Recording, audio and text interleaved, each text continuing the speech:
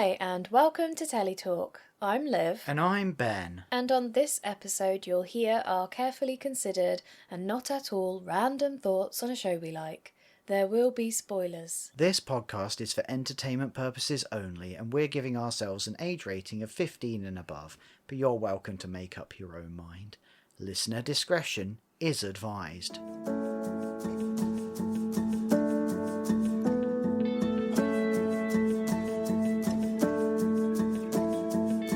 Welcome to Plathville. It is Plathville, and we're back again for more. Season 8, episode 5. Yes! Yes! You did it! And there's an actual title for the episode. Oh, okay. High Hopes. Right. Okay. Yeah. Right. It's not the most profound. It's very literal. Yeah. Because Ethan has high hopes and so does...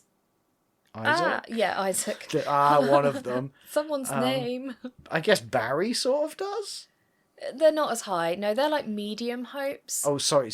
Plath Daddy. We get a bit more context for that, which I quite like. The king of cringe. Should we get into Barry? You want to do Barry first? You want to get Well. into Barry?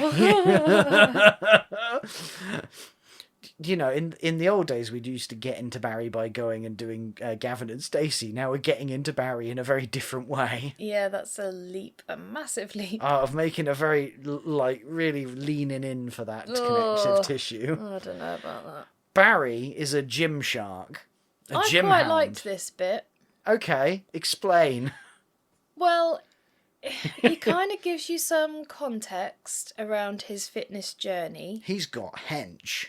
Yeah, but also, you know, sometimes people's friends feel a bit shoehorned in. Yeah. This felt quite natural. It felt like the producers were like, please let us come, please, please, please. And he's like, fine. Yeah. Eventually, fine, you can come. Because these people really do seem to know him and have a routine with him. Yeah, it does seem like this is a gym. I say gym because it's They're a car outside. park. Yeah. Like, I've seen gyms like that and, like, fair play. But yeah, it's just like, I got some tyres and I'm going to shout at you. Well, this is a class, isn't it? Yeah. It's not a gym. Yeah, it's thing, I'm going to necessarily. make you work until you puke class. Yeah. Which they all seem to be pleased with. Yeah. Like, that's what they're there for. Yes. I wouldn't go. No, neither That's would not I. my sort of thing. I've done stuff like that where it's go until you hurl and not a fan. They suck. Yeah. I mean, they work. Look at Barry. But it's interesting because you can see, like, we get talked through his sort of, like, timeline at the gym through the eyes of the other Through people. the friends, yeah. Yeah, and possibly hinted at love interest. Yeah, because she says in her family, although that led me to believe she already has a partner. Well, it but- depends, doesn't it? Because she was there, I'm assuming, with her daughter in that talking. No, I think they were two friends. Oh, do you think? Yeah. They look nothing alike. I mean, that doesn't necessarily mean anything. You just said if they were family. Yeah, but you can be family and not look alike, necessarily. I think these are two friends. They look Okay. a similar age anyway. The one that says Plath Daddy says that in her family, that's how they refer to Barry. I love the idea that they've just, as a family, had a chat about Barry numerous times. Oh, you know how it is. There's this new guy at the gym and blah, blah, blah. He's on the and telly. then he just gets given a name and then it sticks. I mean, to be fair, if one of us went to the gym and one of the people that went to the gym was a local celebrity who had their own reality TV, we'd talk about it. Yeah. We'd probably come up with a nickname. Yeah. We would cover that show on this podcast, so we would. I don't know if I'd go down the route of Plath Daddy. No? Well, he is a Plath. That is his surname. And he's a dad. And so it makes sense. Yeah, it just makes me a touch uncomfortable. And then they summon him over to inform him. No, because the producers say, so does he know about this name? And she's like, oh my God, no. And she gets a bit embarrassed and they're like, well, he's going to know now because you just said it to the camera. Well, guess who we've got here? Barry, looking very dry. I'm starting to think that this was before the workout. Could well have been. Yeah. And we get also, like, one, Barry continues with his, cringe record by being a bit weird about it all. But I kind of didn't blame him for that because he was shocked, like not shocked, but taken by surprise by this conversation. Yeah. Like, these people that you've been going to the gym with for years, 5 years, have been calling you a name behind your back. Yes. And here it is. And yeah, to be fair, like if you got put in that position, how else could you react? I think he probably handled it with as good a grace as you could do, really. Yeah. And then a bit later on, he's talking about wanting to meet someone with similar interests. Yeah, he's telling his gym instructor. Yeah, and the producers keep cutting back to this woman. Particularly when she's flexing her ass at the camera. Yeah, and he's saying, I want someone that likes working out at the gym, then we'd have something in common. Cut to her working out. Yeah. But yeah, I mean, fair play. I was expecting it to get more into the dating side of things, but it really was yet more setup of like, Barry wants to date. And we're going to do the tour of all the people that he's telling he wants to date, and them telling the camera that he should date, and then they're encouraging him. They're getting everyone on side, including us, the audience. And it looked like we got a mid-season preview at the end of the episode, and that very much had him going on a date with someone whose face we didn't see. But she's blonde. Blonde. And female. Which does rule out, unless she dyes her hair in the meantime, gym lady. Yes. Yeah, because she's got brown hair. It's also a bit shorter. What? So it's a mystery. Yeah.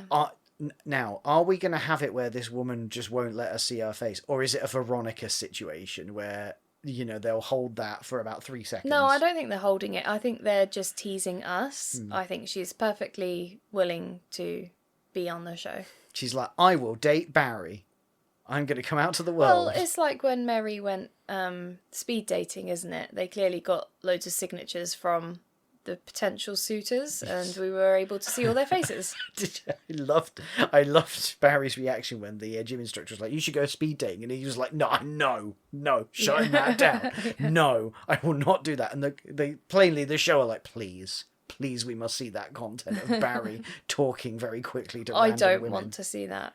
No. He's too cringy for that. Whenever we talk about speed dating, it always makes me think about one of our previous disagreements, shall we say. Well, we learned about the parameters of our relationship, didn't we, Liv?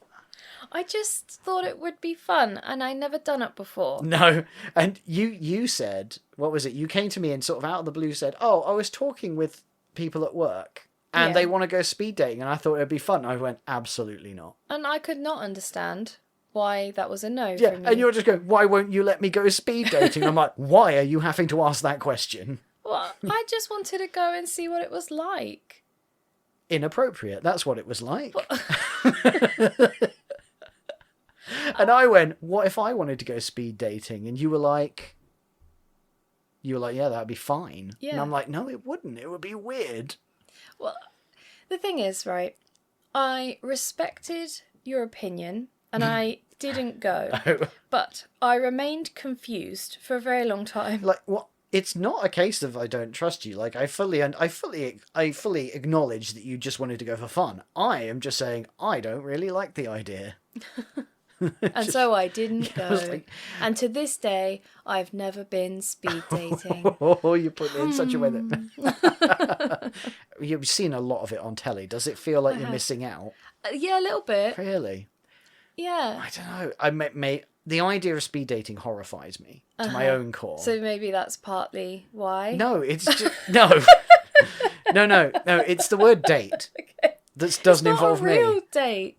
I feel like for the people that are on the other end of the table, it is. Basically, what you're saying is you wanted to go and waste a load of people's time. No. It would be like, say hypothetically, right? Before we met, obviously, you went, say we showed up on a date together and I went, oh yeah, no, I'm not looking, I'm married, but I just thought this would be fun. I'd be so annoyed. And what you're proposing is doing that to as many strangers as possible in one efficient process. But you wanted to do it because it was fun and sod everyone else. Yeah, but do people take speed dating that seriously? I think that's maybe... I think the idea is that they do, yes. I see. Is it just a big joke to you? Yeah, a little bit. Right, okay.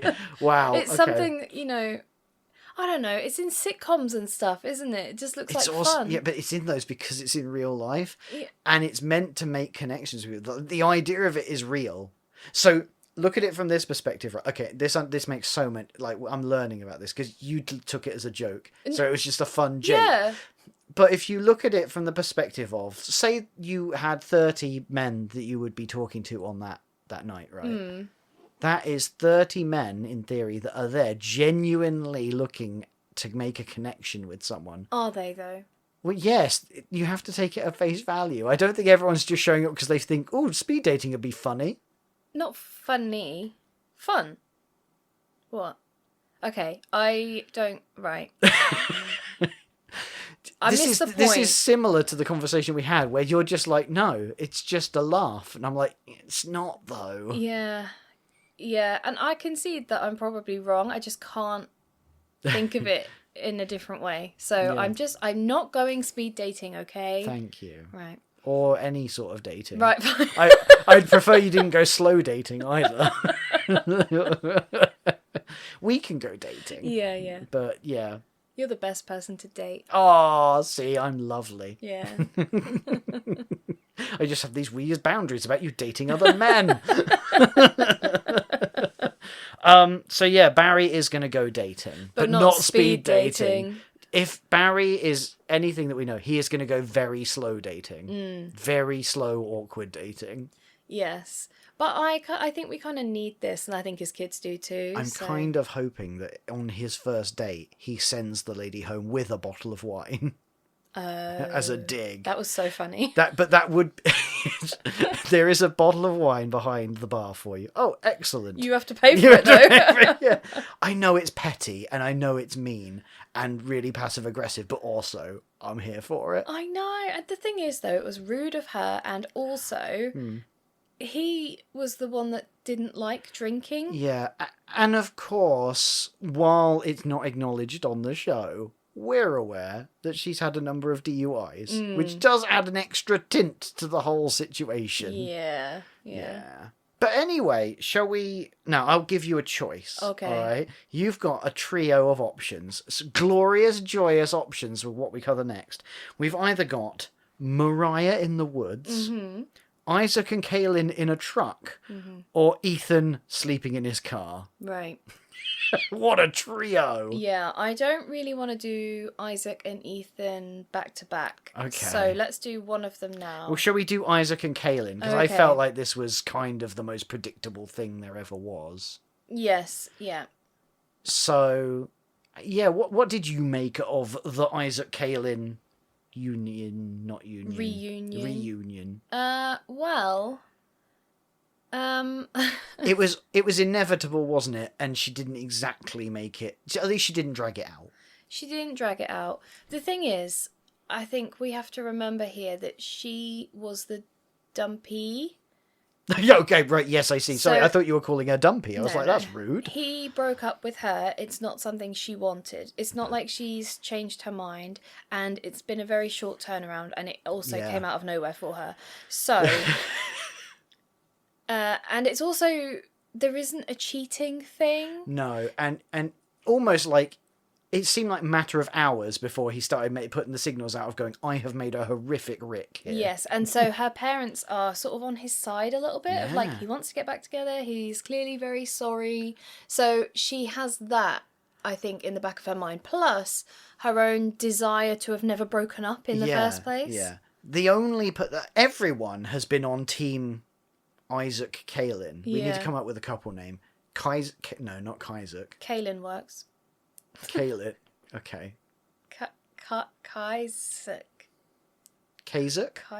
Kazak. Kazak. I don't know. When did couple names become a thing? Eileen. But yeah, everyone is team them, apart from stupid Mario from his work. Let it never be forgotten that Mario, who we never see, he's the one And that you got never in his will head. forget, because Nope. this is exactly the sort of detail that you remember long after everyone else has moved on. It's a Mario. Purely to get that in. But yeah, everyone has been like, what are you doing? Yeah. Like, and then everyone's like, you should give him another chance because you two are great and he's young and he's Apart from her stupid. friend. True. She did yeah. not want her to give her another chance. Well, she might have watched the show.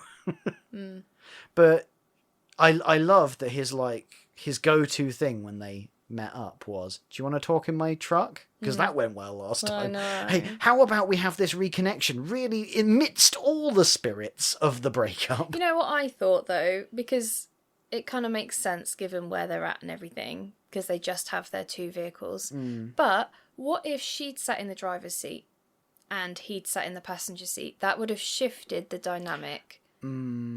The Plath boys strike me as the sort of people that won't let anyone drive their car. I'm not saying that she's going to drive it anywhere. Yeah, but, you know. I just thought that would change things up a bit, shift the power dynamic. I suppose, because I actually thought about this as well, because I was like, well, maybe he should have gone and sat in her car. But actually, if you look at it from the perspective of, assuming that he doesn't lock her in, so you kind of have to rule that out. But like, if it doesn't go well, she can just get out of his car. Whereas if he's in her car, he could refuse to leave. Yeah. So I suppose there is that. She has that ability to go, I'm getting out now, and end it. Yeah. Maybe they didn't think of it that. Maybe it's just that there's more room in the truck More for room them to to film. The cameras are already there. bigger windows. Because like I thought it was fascinating when we see him drive up in his ginormous American truck. Yeah. And then it's sort of semi-off-road. And then you see her little car trying to go like, Her little car that's like a big one over here. Well, yeah, but by comparison, it looked like this teeny little clown car trying to get over all the bumps. And I'm like, oh, come on. Go somewhere with a car park. You know, you're either going to make up or he's going to kill you in the woods. Who knows? But he makes all these promises. To try and harder. she says, well, your actions will speak louder than your words. Yeah.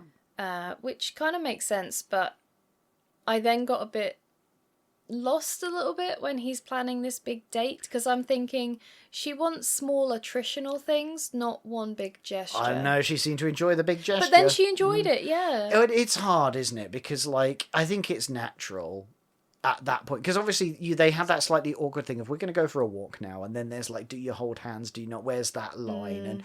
And they sort of settled a little bit back into that, like that coziness. Yeah. I think it's only natural that there's going to be some of those bigger gestures, particularly on the part of the wronger one, the instigator of the problem, to make up. And I think it's only natural that they would have some, especially on the telly. I like the gesture. I just didn't want him to forget that it's more than a gesture. Yeah. Oh, I don't think he'll be allowed to forget. What I did like was the paint by numbers gift that he got her. And then she's talking to the camera going, yeah, it's because I got him one just before he dumped me. And then the producer's like, and where's that one now? It's in the bin.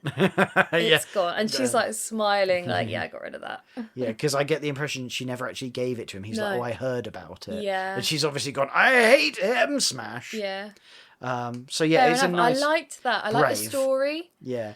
That's one of those ones where you kind of have to take a little bit of a risk, because that could stir up some awkwardness, but actually it went quite well. What I liked was, I liked the story because it shows us that stuff is happening when the cameras aren't rolling. Yeah. But also it shows the communication between them, that he had found out about it. She's obviously talking to him about it.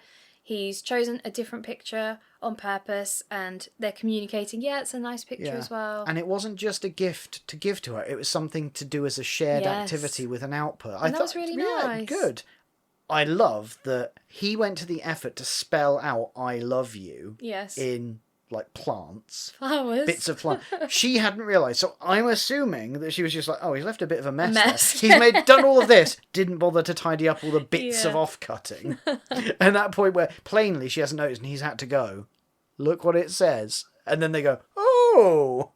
You reckon? I thought she did just notice. No, it seemed very much to me, because her reaction was like, oh, I didn't realise it said anything. So I think they cut out the bit where he goes, have you seen what I wrote? Okay. But either way, really funny that she just, in her mental passing, just went, oh, it's a mess. I am pleased for them, though, because they do feel like they work together. Yeah.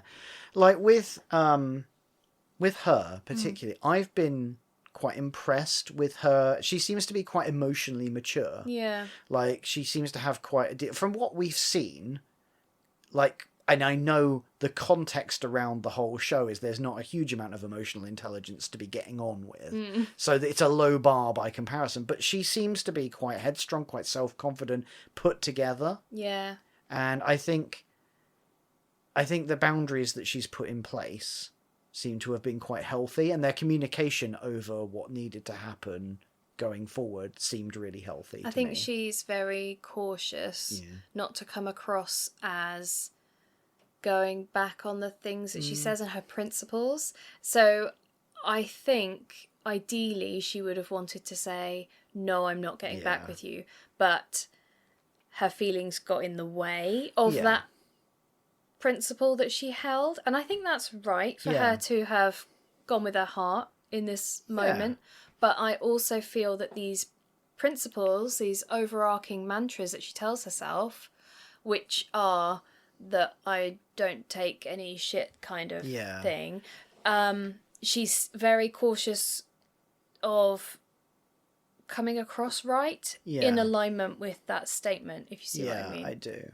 And also, like, I think it's not unreasonable for her to give Isaac a bit of grace, because he is a young man in what seems to be his first real relationship, and I suppose it's not like his explanation of I got in my own head, other people got in my head, and as soon as I did that, I made a hasty knee-jerk decision based on wrongful information, and now I've had that context, actually I've realised I did a stupid. Yes, and I agree with you. What I'm saying is that she has forgiven him or allowed the rekindling of their relationship, but I am concerned that at some point she will revert to her mantras rather than what she actually wants. Okay, yeah. And so far she hasn't done that, but she's being very careful. Yeah. Like you saw that in I don't give second chances easily. Yeah. Like, that I'm going to be tough and everything, but then as soon as he smiles when she says, yeah, okay, she can't help but be like, oh. Yeah, because she loves him and she really does care. And her I don't give second chances, and I feel like that was it. Yeah. And she's added the word easily to give herself some wriggle room. Yeah. But what if she doesn't do that with something else in their makeup? Yeah, so I believe her when she says, like, I need you to build that trust up. I don't think it's going to be completely fine from the get-go. No, but it's also a two-way street. Yeah. The relationship has two people in it. That's true. So this is what I'm saying. Like, she's saying it and it's okay for now, but will she get in her own way? Yeah. Like, does her saying it necessarily make it so? Yeah. I don't know exactly if that's what I'm getting at. Okay. Maybe I'm not explaining it. We can move on. Let's move on. So I guess we need to have a nice Moriah buffer before we get to the Ethan big finale. Yes, please. So Moriah's looking like she's having a hell of a time. Yeah. And we get introduced to the concept that she's going to have her brothers visit her soon. And apparently sorted hangers-on. Hang on, you've skipped ahead. I wanted to talk about the first bit where she's walking slightly up the hill with her dog Blackjack. Yes.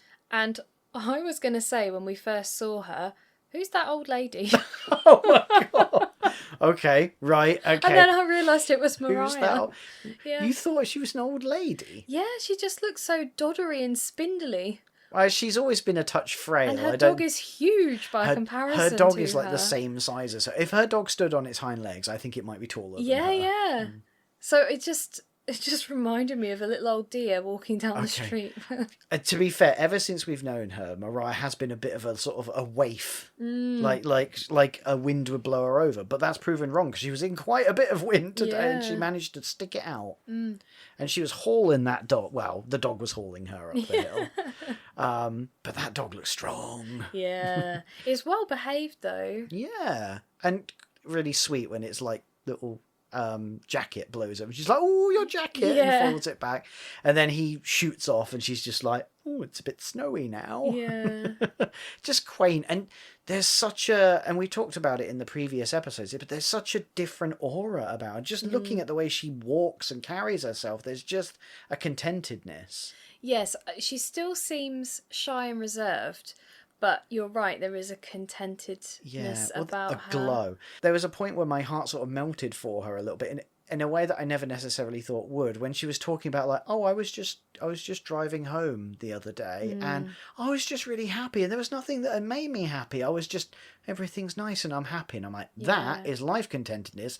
And it says a lot that she's never experienced that before. Because she was driving and sort of noticed that she was smiling and then sort of wondered what she was smiling at and there wasn't anything. Yeah, and that it's speaks. Just life. Yeah, it speaks to someone that's never had a baseline contented happiness, and the only time that she's been happy is when something actively has made her happy. And wasn't that telling? Yes, but it's nice that she's got it now. And as she said, she's done it by herself. And then she corrects herself. She's like, well, people have helped me because they just have. Yeah, for no reason. For no reason. Yeah, and that speaks to someone that's actually got unconditional, or relatively unconditional. Like, people aren't just helping her for... What do you mean unconditional? Well, like, I feel like what that spoke to is like she's going, oh, these friends that I've met here, they didn't have to lift me up or be nice. They just have. Whereas it feels like she'd been largely surrounded by family, and that comes with ties and almost this sense of, oh, that doesn't count because they're my family. I see what you're saying. You're saying she's found some unconditional friends and that will be there for her no matter what. Well, yeah, and of course, if you look at her, probably her relationship with her mum, a lot of that comes with conditions and like values of worth and stuff. Like, you have to do things for me. Yes. As we see with Kim generally. We didn't see Kim this episode, did we? No. Well, we heard her on the phone. Oh, yeah, of course we did. And we saw her in the clip for next time. Yes, we did. But talking about unconditional, in the clip for next time, we also see Lydia and Zach supposedly preaching to people that they're not godly enough. Yeah, that's interesting. And I'm like, Kim's on the attack. It's going to be interesting to see how this is actually going versus the Plath's interpretation of what's happening. And of course how it's all cut together as well, because we've already seen that the previews can be a little bit misleading. So yeah, it's there's drama coming. There is. All of the dramas. But I'm ready. Yes, Kim's obviously pivoted from I'm so sad that Lydia doesn't accept me to I'm going to attack. But Zach's card's been marked for a while, and it's only going to get worse because he's so close with Barry. Well, it also seems like he's digging himself a hole, so I'm interested to see what the footage is so that I can make up my own mind on who's in the right, who's in the wrong, where's that grey area. It looks like they went, oh, do you know what, that round table from episode 1, let's redo that again. It was so good. Yay. So... is there anything more from Moriah? I suppose we found out that the brothers are going to come and visit her in Montana. Yes, because then that kind of frames the conversation that Ethan later has with Teegan. Yeah, and it's... yeah. So it'll be interesting to see how that works when they're on her territory. Almost like, will that be a good thing? Will it be not? I guess we can look forward to it. But it seems like I wonder if Micah's going. I think she said Micah is. So it's the three brothers. And, as it turns out, +1s. And +1s, yeah. Yes. So I suspect that the actual focus of that activity is going to be taken away from Moriah and focused on, well, Teegan and Ethan by the seam of it. Well, we'll wait and see. Yeah. Well, we've mentioned them. Shall we get into the Ethan-Teegan situation? Yeah. I need to know what you made of this whole, I want to say debacle, but this whole situation. Because I imagine you got thoughts. Well... yeah, I know, right? I don't know where to begin. Yeah. He's bought her flowers. Yeah, we see him go and buy flowers and, yeah. And then he has told her...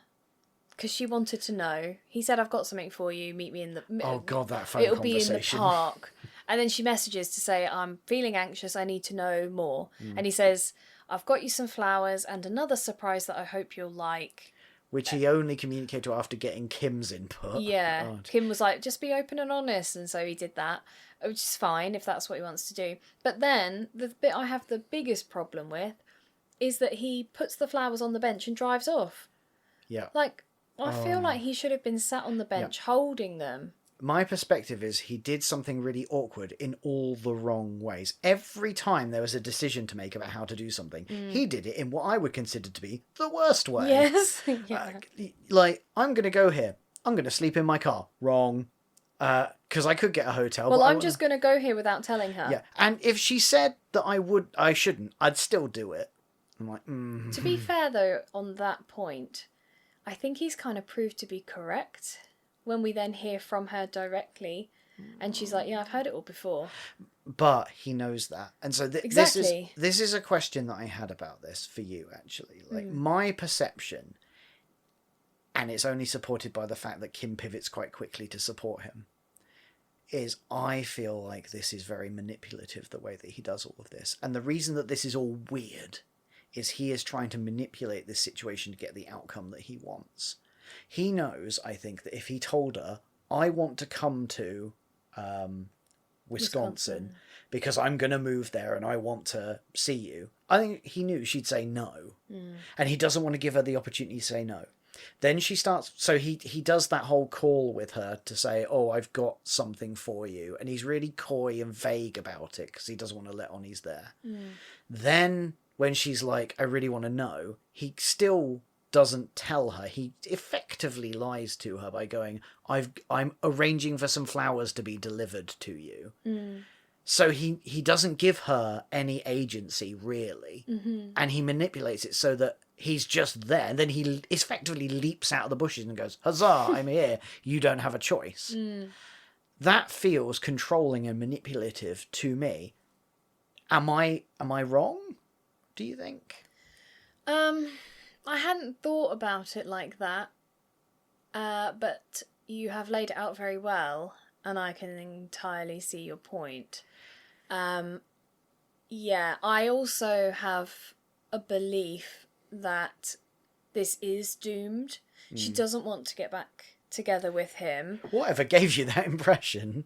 She, I think, has moved on, and I think she perhaps moved on even towards the end of their relationship. So before she left, she was done.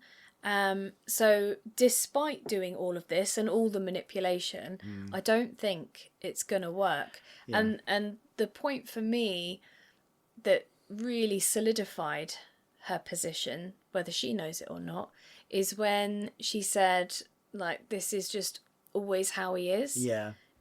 Across everything, this is just one example of him saying he'll move here and then he doesn't. It happens across the board, and you can't live like that. No, and she said, like, I can only go by my experience and look at what he's like. So, like, one swallow doesn't make a summer, effectively. So she had a real air of someone who's like, I'm done with this.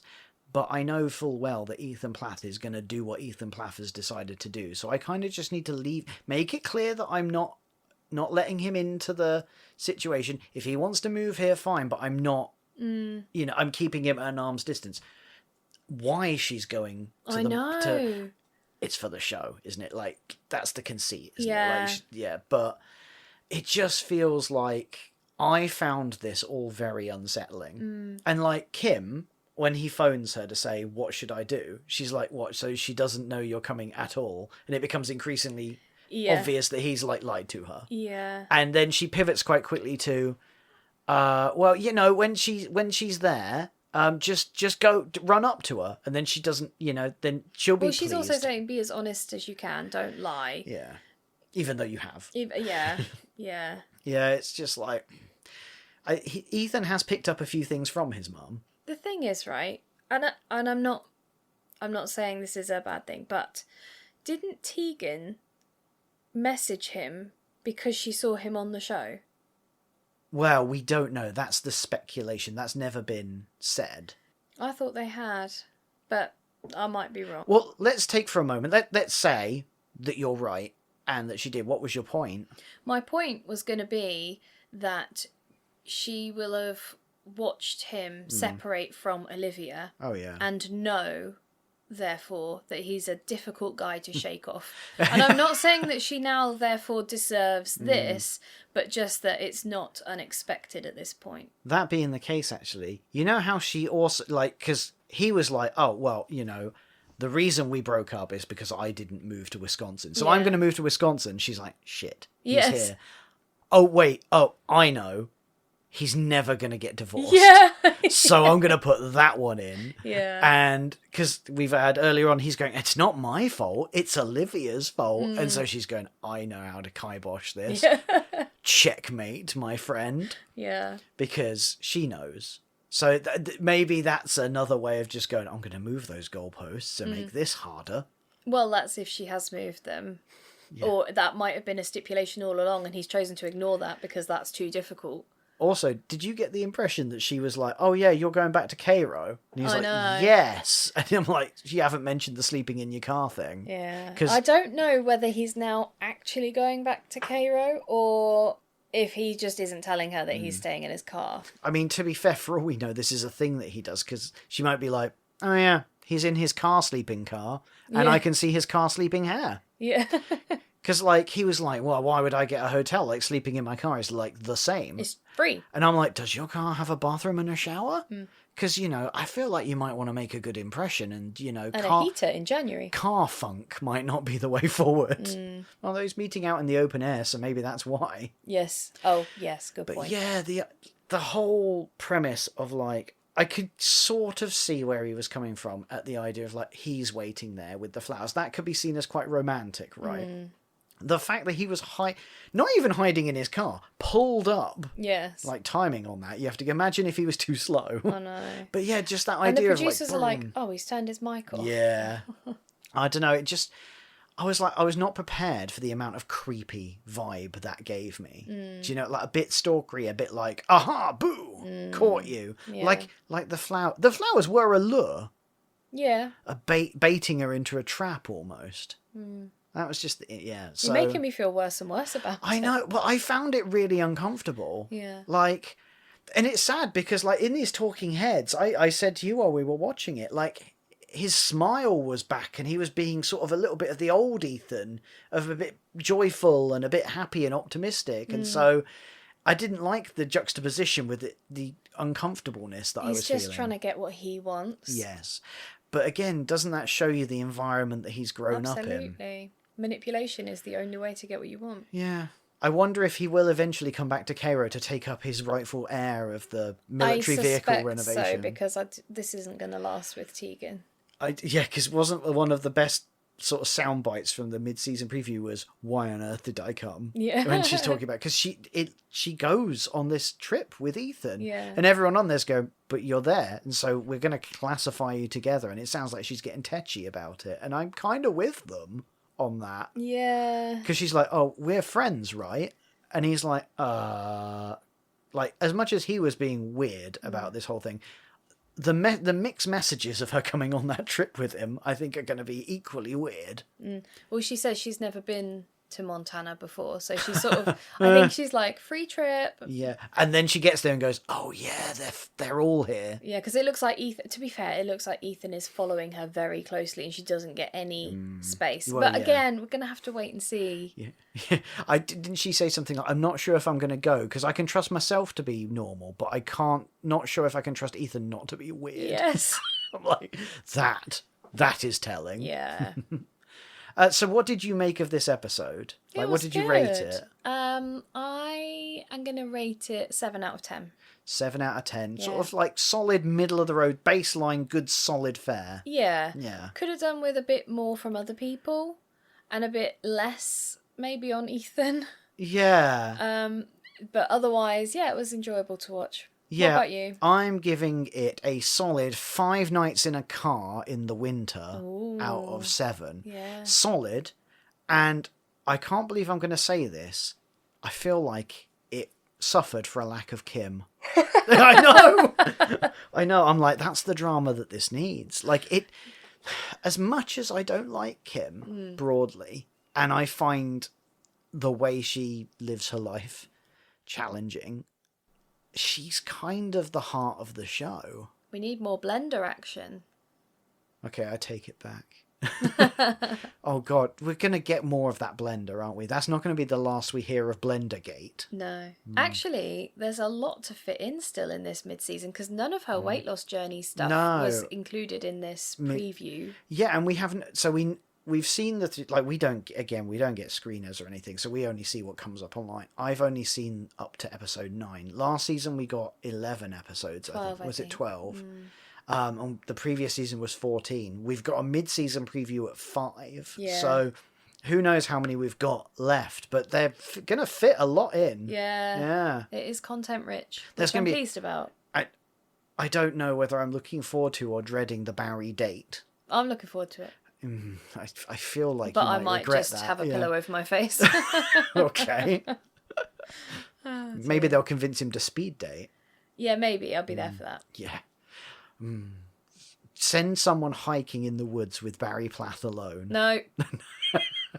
Don't make it bad. Just a GoPro on his head. Oh my God. The whole way. No, I'm not doing that. And on that note, that's all, folks. Thank you so much for listening. We will see you next time. Bye. Toodles.